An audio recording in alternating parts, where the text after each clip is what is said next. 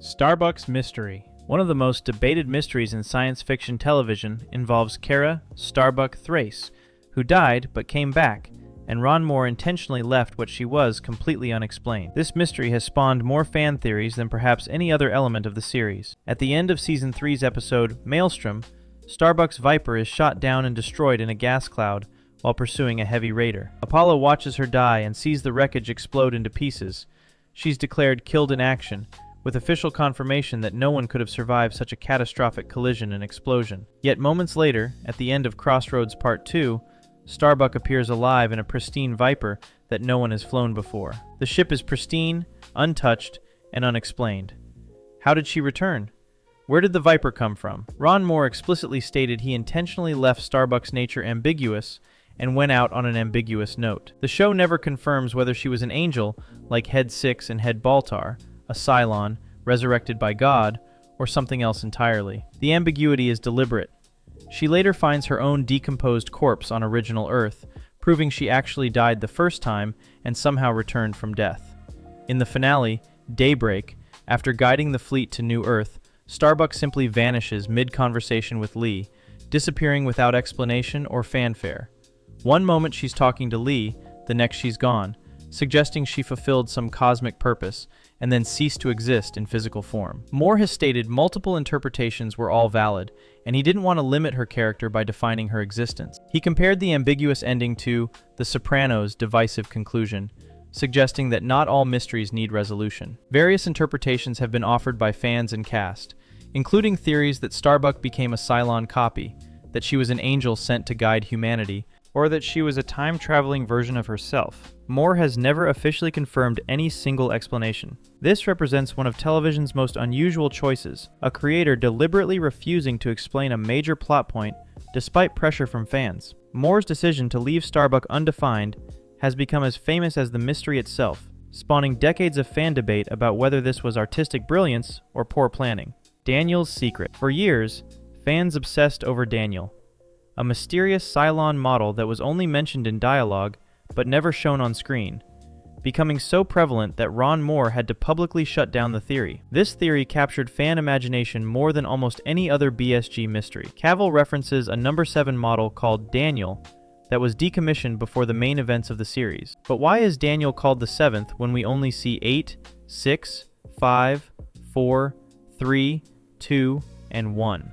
This discrepancy sparked wild speculation. Daniel was supposedly the most human-like Cylon ever created, designed with exceptional artistic and emotional capabilities that made him different from his fellow models. A fan theory called the Cult of Daniel proposed that Daniel was Starbuck's father, making her the first human-Cylon hybrid in existence. The theory explained Loban's fascination with Starbuck throughout the series, his repeated obsession with her, and why she seems special compared to other humans.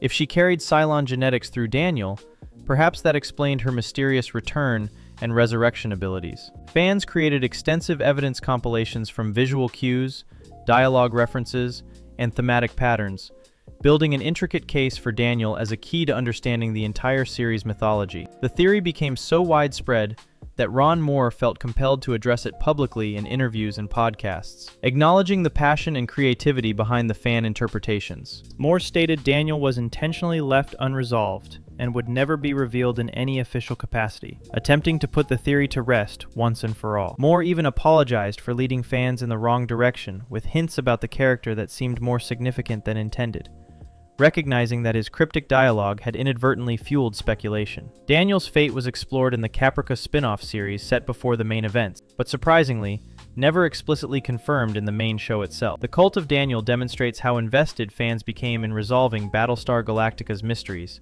taking fragments of dialogue and building elaborate theories. Moore's decision to never answer this question, and his public acknowledgement of the theory, shows the show's complex relationship with its fanbase and intentional ambiguity as a storytelling choice that extended beyond the series itself.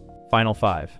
In one of television's biggest twist moments, 4 characters suddenly discovered they were Cylons, and fans theorized extensively about the mythology behind these mysterious beings sent from the past. The reveal occurred in the Season 3 finale, Crossroads Part 2, which aired March 25, 2007. 4 Cylons activated after hearing the song All Along the Watchtower, playing mysteriously in Joe's bar aboard the Galactica, suggesting that music itself held some kind of mystical power or trigger. The four revealed were Colonel Saul Tigh, played by Michael Hogan, Chief Galen Tyrol, played by Aaron Douglas, Samuel Anders, played by Michael Trucco, and Tori Foster, played by Rekha Sharma. The fifth Cylon, Ellen Tigh, was revealed later in Season 4, but here's where it becomes a theory. Fans theorized extensively about the mythology behind the final five. All five are remnants of the 13th tribe from original Earth, sent forward to warn the 12 colonies about creating Cylons, though they arrived too late to prevent the war. But what if their mission wasn't just to warn? What if they were sent to engineer something, to manipulate events toward a specific outcome? What if the final five weren't just messengers, but orchestrators of the entire cycle? Some fans theorize the final five deliberately caused the events leading to the Cylon attack to ensure the cycle would continue. The theory that emerged: if the final five were sent from the past to the present, does that mean they're trapped in some kind of time loop, destined to repeat the same cycle over and over? The cyclical theme becomes crucial to understanding their purpose and whether their arrival was predetermined by forces beyond comprehension. Ellen's resurrection. Ellen Tigh was seemingly dead for approximately 1.5 seasons before Ron Moore surprised the actress by asking her back to be the fifth and final Cylon, raising profound questions about the nature of resurrection and predestination in the series. Ellen Tigh was killed by her husband Saul in Season 3 after he discovered he was a Cylon and believed she had betrayed the Resistance, drowning her in the bathtub. Kate Vernon, the actress who played Ellen, was told by Moore she would never return to the show, making her shock at being called back genuine. In Season 4, Vernon was surprised to be called back when the scripts revealed new plans. Ellen was revealed as the fifth final five Cylon in the episode Sometimes a Great Notion, but the theory surrounding her return goes deeper than simple resurrection mechanics. If Ellen was from the 13th tribe, does that mean she knew Saul was a Cylon before he knew it himself? Did she intentionally push him toward discovering the truth? Some fans theorize that Ellen's death and resurrection were predetermined, part of a larger cosmic plan orchestrated by forces beyond mortal understanding. The theory suggests Ellen's consciousness preserved memories of her death that contained crucial information about Earth, or the Final Five's mission that she couldn't access while alive. Her resurrection brought new knowledge that proved essential to the series' mythology. The deeper question: was Ellen's entire arc from death to resurrection to pivotal role in the finale, all orchestrated by divine forces manipulating events toward a predetermined outcome? This represents one of television's great gotcha moments, but also raises profound questions about whether events are cosmically inevitable or shaped by divine intervention working through hidden Cylons. Divine messengers. Throughout the series, only Gaius Baltar could see Number 6, while only Caprica 6 could see Baltar, and the show eventually revealed they were divine messengers with an eternal mission transcending the physical universe. Head 6 appears only to Baltar, invisible to everyone else throughout the series, leading fans to develop countless theories about her nature and purpose. Initial theories proposed a chip implanted in Baltar's brain, or Baltar suffering a mental breakdown, but these were disproven. Head 6 knows information Baltar couldn't possibly know, including facts he never learned, eliminating the pure hallucination theory. But the deeper theory emerged. What if Head 6 and Head Baltar are more than angels?